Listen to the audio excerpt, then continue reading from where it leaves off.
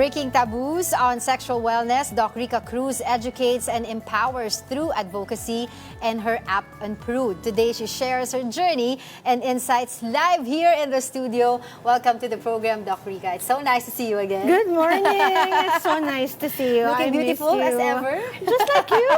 Mutual Admiration Society.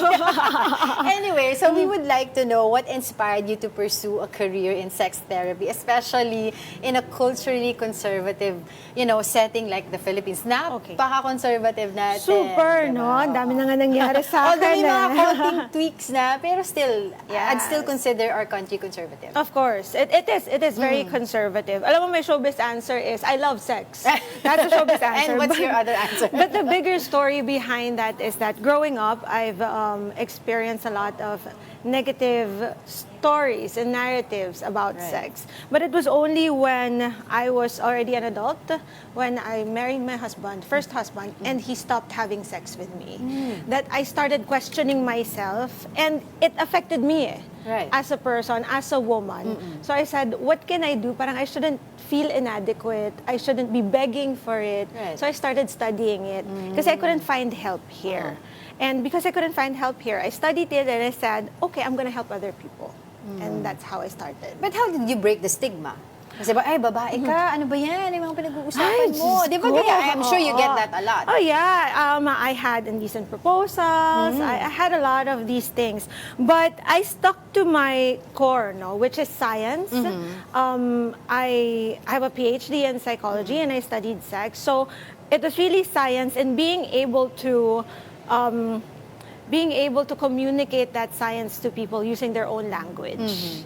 So parang mas ginawa kong mas masaya yung sex. Kasi masaya naman talaga siya, diba? Right. Even with shows, the feelings. Ganun yung ginawa namin. That. So a lot of people were able to relate.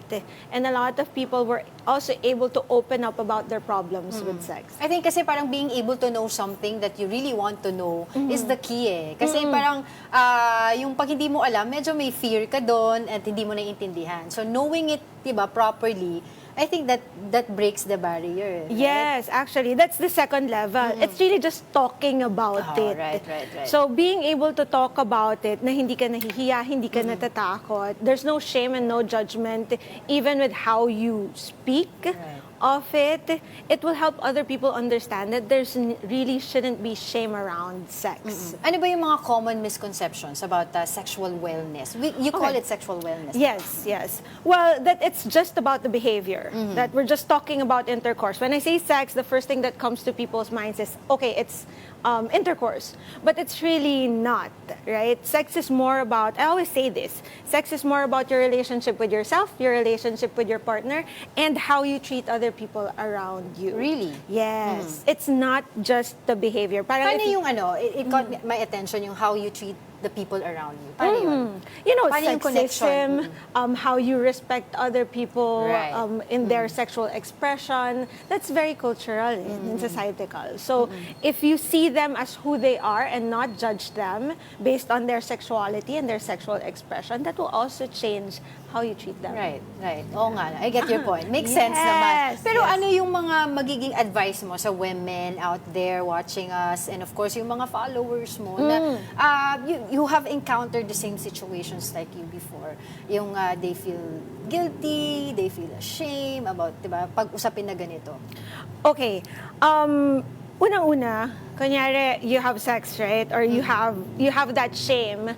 You need to acknowledge that shame. That it's okay to feel that shame because we're conditioned that way. Diba?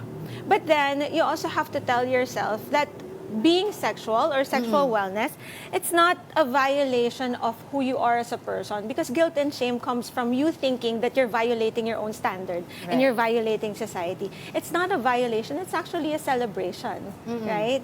It's not a violation, it's a celebration. Quotable quotes. Thank you. So being able to embrace your sexual self is a celebration of yourself. And we need to celebrate our own being. Totoo naman. I agree, diba? Yes. Pero how do you balance, diba, yung being an advocate for this sexual wellness and being a mother as well? Diba, ayan. May balance ba? Yung natatanong ko, meron ba? Wala. Walang balance. Pero Wala. how do you do it? Especially with open sheer discussions to with kids, determination. ha? Yeah. Well, with me as a person, it's with sheer determination. But with kids, I am very lucky that my eldest, I started talking about sex with her by my side. So she knows. So she started also having her own sex ed column. And we're very, very open to each other. For example, she's 14 years old. And I had my sexual debut when I was 14. So we talk about it. Like, are you ready? Are you sure that you want to do it? And she said, no, Mama, I don't. So it's that kind of, I guess, connection and relationship with your child that would help you actually guide them. It's good that you mentioned that, Doc Rica, kasi maganda yung relationship nyo, you guys talk about it. Pero yung first time that you guys will talk about it, I'm sure a lot of parents would relate to me on this and or would be on this na saying nang paano ko yung open to, especially if you have a teenager na anak, di ba? Di ba tinanong ko na sa iyo? Di ba? How are you going to open this to your kid? Especially nga kasi in an environment that you're not really used to it.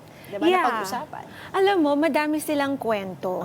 And usually, madami silang kwento about their friends, about themselves, that they want to share with you. They also just don't know how to share with you. So, I tell the parents that I talk to na, ikaw na muna magkwento. Ano bang nangyari start sharing. sa'yo? Oo. And then ask parang, are you experiencing the same thing? O ano ba yung nangyari? Kasi pare-pareho lang naman yan nung teenager ka. Yeah. Diba, But during our time ka. kasi talagang, diba, kaya hindi natin magawa sa anak natin. Kasi during our time, actually it's a generation ng cycle. During our time, hindi natin mauusap yan sa mga magulang natin. Hindi. Baka batukan tayo. Hindi Diba? talaga. Yeah. Oo. Because, yun nga, they weren't educated on how to talk to us about it. But now we have the resources, diba? So we can actually educate ourselves and let go of the shame and takot to talk to our children about it. Kailangan mag-start sa atin as parents. I agree. Pero when you say we have resources, what are those? Internet? Yeah, you have internet. Well, you have the Unprude app. Thank you. Yes, of course. Diba? Ganda segue, diba? So we have the Unprude app. It's a space where you can really learn about sex and also ask people about what you're going through. Like if you have questions on how to talk to your child about it, we have resources there. We have activity cards, question cards that you can ask your child. That yung pag casual conversations or even what do you call that? Play activities. Yes, and a community that you can, parang forum. Really? So you download that app, tapos available naman siya sa both Google Play and the App Store. How long has it been running? Okay, we launched September 2023, then we found out the problems and the feedback of the people, and then we relaunched December with the community. Kamusta naman? Oh, it's fun. It's Like, fun. Kasi nakikita ko yung mga tanong ng mga tao, hindi na lang doon sa social media. And what we do differently on the app is that it's uncensored, yes, but we moderate it so much so that you can ask questions about sex uncensored, but it has to be very respectful. Right. Even your answers are respectful. Kasi our point here is to build, respectful, totoo. sexually respectful societies, and we need to teach people how to do that. I agree. Kasi diba, yes, your opinion matters, your feelings are important, pero yung bad behavior is not. Hindi talaga. Diba? It's not allowed. Oo, hindi talaga allowed yon. Kahit yung mga nagjo-joke about sex, hindi talaga. Totoo. Yung nambabastos, hindi. So we have to teach people how to talk about sex properly, respectfully, nang hindi mo nakikita na meron siyang pinapatamaan na tao. Exactly. Pero when it comes to education systems natin, yung mga policies, meron ba? Kung bawat tanungin ka, resource person, ano yung mga changes that you want to improve, to include in our policies here? Alam mo, sinabi ko sa sarili ko na hindi ako papasok sa mga ganyang usapan, mga politika. Pero dahil mahal kita, I will do it for you. Unang-una, sana hindi maging optional ang comprehensive sex ed. Kasi yun yung pinag-uusapan. Yeah. Kailangan talaga lahat ng bata ay dumaan dito. At yung magtuturo, ito pinaka-importante, Angela. Yung magtuturo, they're trained properly. And when I say trained properly, yung maayos na training, hindi lang yung weekend workshop, Right. hindi lang yung parang pinuntahan lang isang beses tapos kaya na nila magturo. Hindi kasi dapat sila mismo naiintindihan nila yung sexual self nila bago sila makapagturo sa mga bata kung ano ba talaga ito. Oo. Wala tayong ganun masyadong ganun, training. No? Kasi what do you feel about nga yung nangyari na few months ago na discussion about it na dapat daw tanggalin muna yung yung sex education sa school because tinuturuan yung mga kabataan na, 'di ba, about these things na nawawala daw yung innocence. About pleasure, masturbation. Yun eh. Kaya ako sinabi kaninang one of the misconceptions is when you look at sex as behavior only, as intercourse only. Kasi napaka-narrow-minded nitong perspektibo na to. But really, like what I said, sex is a lot of things. It also teaches your children about values, about consent, about relationships, about love. So, hindi lang dapat natin tinitignan yung sex na eto lang to. Hindi, malaki siya at bilang sex educator, kailangan talaga na bata pa lang yung anak mo, tinuturuan mo na siya ng sex education. 4 years old, 5 years old, ano bang dapat mo ituro? Siyempre, hindi mo ituturo yung intercourse. Ang ituturo mo ay yung consent. Of course. Yung Nobody body touches parts. that, no? Yes, yung bodily autonomy, yung kind of relationship ninyong mag-asawa, diba? This is love, this is family. Right. That's part of sex education. Wow, very meaningful discussion. Siguro last na lang, Dami ko Doc Rica, dalawang sinabi. No? Circling back dun sa iyong app, paano ba ito makakatulong, di ba? Itong sexual education and wellness sa Asia, itong app mo.